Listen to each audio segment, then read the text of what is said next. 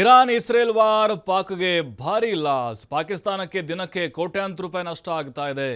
ನೋಡಿ, ಈಗ ಎರಡೂ ದೇಶಗಳ ನಡುವಿನ ಯುದ್ಧ ಏನಿದೆ ಅಲ್ವಾ, ಅದು ಬೇರೆ ಬೇರೆ ದೇಶಗಳ ಮೇಲೂ ಕೂಡ ಪರಿಣಾಮವನ್ನು ಬೀರ್ತಾ ಇದೆ. ಅದರಲ್ಲೂ ಈ ಪಾಕಿಸ್ತಾನಕ್ಕಿದೆ ಅಲ್ವಾ, ಮತ್ತು ನಷ್ಟ ಆಗ್ತಾ ಇದೆ, ದೊಡ್ಡ ನಷ್ಟ ಅಂತ ಹೇಳ್ಬೋದು ಇದು.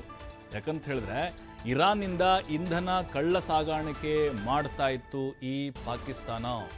ಯುದ್ಧ ಶುರುವಾದ ಬಳಿಕ ಪಾಕ್ನ ಕಳ್ಳಾಟಕ್ಕೆ ಈಗ ಬ್ರೇಕ್ ಬಿದ್ದಿದೆ.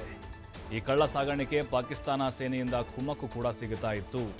ಅಂದರೆ ಏನು ಮಾಡ್ತಾ ಇದ್ರು, ಈಗ ಅಂತಾರಾಷ್ಟ್ರೀಯ ಕೆಲವೊಂದಿಷ್ಟು ನಿಯಮಗಳಿರ್ತವೆ, ರೂಲ್ಸ್ ಆ್ಯಂಡ್ ರೆಗ್ಯುಲೇಷನ್ಸ್ ಇರ್ತವೆ. ಈಗ ನಾವೇನೋ ಒಂದು ತೈಲ ತೆಗೆದುಕೊಳ್ತಾ ಇದ್ದೀವಿ ಅಂತ ಹೇಳಿದ್ರೆ ಅದಕ್ಕೆ ಟ್ಯಾಕ್ಸನ್ನು ಕಟ್ಟಬೇಕಾಗತ್ತಲ್ವ, ಭಾರೀ ಪ್ರಮಾಣದ ತೆರಿಗೆಯನ್ನು ನಾವು ಕಟ್ಟಬೇಕಾಗತ್ತೆ. ಉದಾಹರಣೆಗೆ ಈಗ ನಾವು ಕೂಡ ಇರಾನ್ನಿಂದ ಸಾಕಷ್ಟು ಪ್ರಮಾಣದಲ್ಲಿ ಇಂಧನವನ್ನು ಖರೀದಿ ಮಾಡ್ತೀವಿ, ಅಂದರೆ ಪೆಟ್ರೋಲ್ ಡೀಸೆಲ್ನ ಖರೀದಿ ಮಾಡ್ತೀವಲ್ವ.